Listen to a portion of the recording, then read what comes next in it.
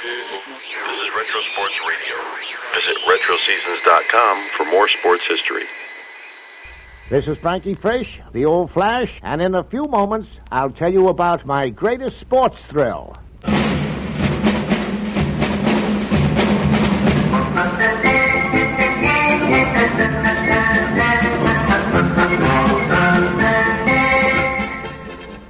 This is Harry Wismer. What you're about to hear is a transcribed story of one of baseball's outstanding players and an event our special guest, Frankie Frisch, considers his greatest sports thrill. And Frankie himself is here to tell us all about it. But first, here is Bill Reddick with a message of interest from your United States Air Force. In every sport, the importance of initiative cannot be overemphasized. Recent servicemen, be sure you take the initiative today concerning your career. It will really pay you to take a new look at your future in the United States Air Force. Here's why. The new age of space is just beginning. It will be an exciting era, full of challenge and promise. Quite naturally, the Air Force will be on top of many new space-age innovations as they're developed. For this reason, the Air Force needs skilled technicians now. If your specialty is needed, and it may be, you'll have an important job with a guaranteed future. You'll find the Air Force is anxious to advance you according to your abilities. Remember, your service-gained skills are more important now where the age of space is now, in the United States Air Force. See your local Air Force recruiter for full details on a great future in the new age of space. And now, back to Harry Wismer. The story of Frankie Frisch is the story of a fabulous baseball player, a player who was best in a pinch, a player who came up in 1919 and for 19 years was one of the most colorful stars in the game, a player who was the mainspring of 4 consecutive championships for the New York Giants of 1921, 22, 23, and 24, and the spark plug of 4 championships for the St. Louis Cardinals in 1928, 30, 31, and 34. Frankie Frisch was a fiery competitor who slammed out a total of 2,880 base hits, scored over 1,500 runs, walloped nearly 500 doubles, and stole more than 400 bases in a career that was climaxed when he was voted to baseball's Hall of Fame in 1947.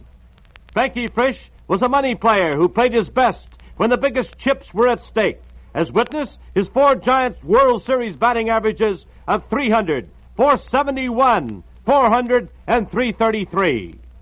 It is the story of a shrewd and calculating manager who directed, among others, the famous Gas House Gang of St. Louis to a 1934 pennant and world championship. It is no mere accident that Frankie Frisch played in more World Series than any other National League player. He was the best second baseman the National League ever saw. He could do everything any other second baseman ever did. There was never a fiercer competitor than Frisch, a money player and clutch performer without peer. He could hit for a high average and great distance. He covered more territory afield than a space cadet. He was a swift and daring base runner. He was a player without a weakness. Frankie Frisch was never a believer in the law of averages or the percentage table that you can't win 'em all. He always played up to his ears right from the first time he appeared in a Major League lineup in June 1919. That year, the baseball public was amazed when John McGraw announced that Frankie Frisch, just 2 months off the Fordham campus, was Larry Doyle's replacement at second base. Such was McGraw's way. If a player couldn't take it when the going was tough, then McGraw wanted to find out about it as soon as possible. He found out soon enough in Frisch's case, for the kid from Rose Hill could not only take it, he loved it.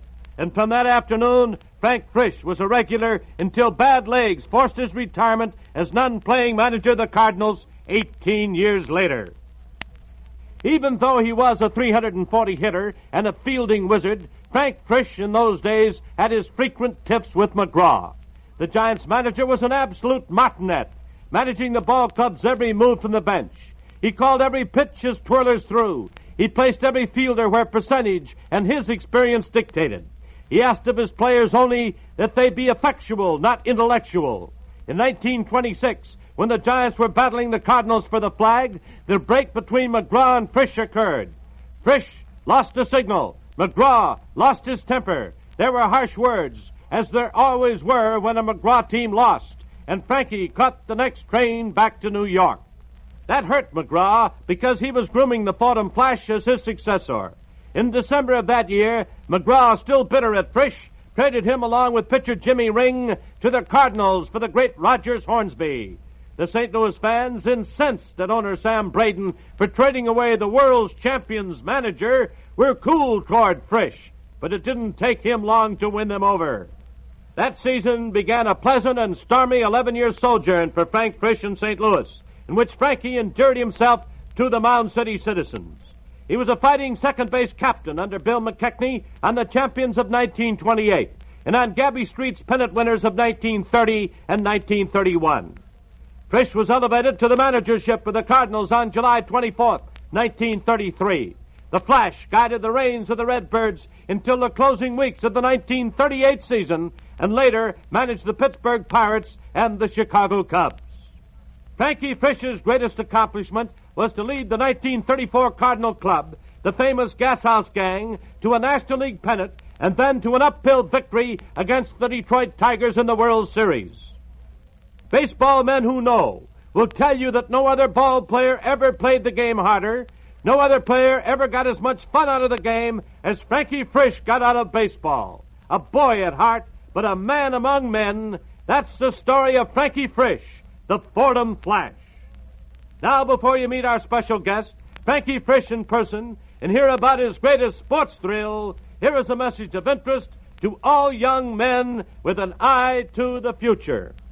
Former servicemen, did you know that some Air Force jet fighters contain 15 times as much electrical wiring as did World War II aircraft? It's true, and it points up the fact that today's space-age Air Force is a highly technical organization. Naturally, technical experts are needed to keep the many Air Force jets, rockets, and missiles operational. Trained men like yourself, are needed right now. If there's an opening in your field, you will have an important job with a guaranteed future. Regular pay boosts, tax-free allowances for food, quarters, and clothing, and many other Air Force benefits. Take advantage of your experience and background now. And by the way, former service women are also needed by the Air Force. So, all you recent servicemen and women, see your local recruiter about joining the space-age Air Force soon. An important job in a promising career field could be your reward. Now back to Harry Wismer. Frankie Frisch, what was your greatest sports thrill? Well, Harry, there have been quite a few of them.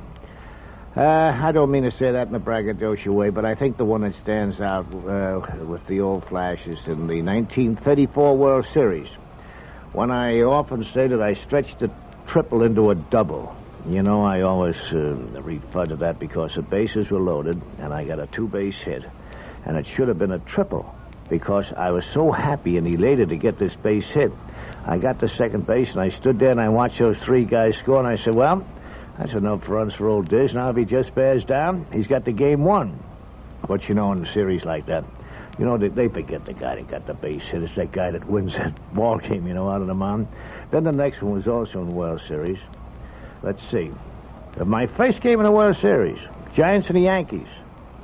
I sound like a pop-off guy or a braggadocio guy when I talk about this, but these two were real thrills. Carl Mays pitching against the Giants. We got 5 hits, and I got 4 of them. Little kid said to me one day, who got the other one? I couldn't recall who it was, but later on I looked it up and it was Johnny Rawlings. And Harry, I think I could say both those incidents were my greatest sports thrills. You recall your first appearance at the plate in a Major League game? Harry, why do you bring that up? I mean, now, this is a nice, little, pleasant conversation. You didn't have to bring that up. I mean, I thought you were going to smile. I thought you were going to have a little laugh. I was in Pittsburgh, and I joined the ball club, and my mother thought I was going to Europe, I think. They packed a bag. They must have had everything they could find in it. I think they even had a blue plate lunch in there, vegetable soup and everything else in this bag. It weighed about 4,000 tons. Well, anyway, I got to Pittsburgh. That's where I joined the Giants. I finally got acquainted with the ball club, and one day, Mr. John J. McGraw said, young man, grab a bat, go up and hit. And right there, the bat fell out of my hand 3 times, but I'd have, gone up to home plate. I finally got up there, and there was a guy named Frank Miller. I never had seen curveballs like this. These things exploded. Boy, they're like dropping off a table. I didn't even swing at them. I couldn't. I didn't know where they were going. I'd go to swing, and that thing would snap. But I took 3 beautiful curveballs, and I was back on the bench. Frank, what was it like playing under John McGraw? Very interesting if you could stand it, Harry. I mean, he was severe, strict, and he wanted you had to play his system of baseball. In other words, I say, you had to know how to bunt, you had to know the fundamentals. He was a strict disciplinarian. Brother, you better learn how to bunt. You had to know how to touch the bags, don't run over them. And a little fine now and then, but you might get it back. He was very kind that way. If he finds you 25 and you knocked in the winning run, you might get 50 if you were up in the race fighting for the pennant. I can recall one day I knocked in 2 runs and I hit a ball right off the ear of the third baseman. Hit a line drive, one of the hardest balls ever hit. And a 2-run scored. And that'll cost you 25, young man. I said, what? I told you to hit the right field. I said, Mr. McGraw, the ball was outside. He said, next time you get up the plate, wait till you get one inside and pull it to right field. I am managing this club, and you do as I say. Frank, what made the 1934 St. Louis Cardinal Gashouse Gang such an outstanding ball club? Well, Harry, it wasn't what I'd say a rough-neck ball club, but I could say they played rough on the field. I don't think they would intentionally spike anybody, try to injure anybody. But it was a ball club that was colorful. I say, out of the 8 World Series teams I played for, this was the most colorful, the most interesting, and the one I got the most enjoyment out of, despite the fact that a lot of people say, oh, they created a lot of headaches for me. To be with a ball club like that and have the honor to manage it, it was outstanding. Frank, did a pitcher ever talk you out of taking him out of the box, and with what results? Oh, yes. That happened when I was managing Pittsburgh. And we were leading by 2 runs. I think it was the 7th inning. I had a good curveball pitcher out the mound, Johnny Lanning, and John was getting tired.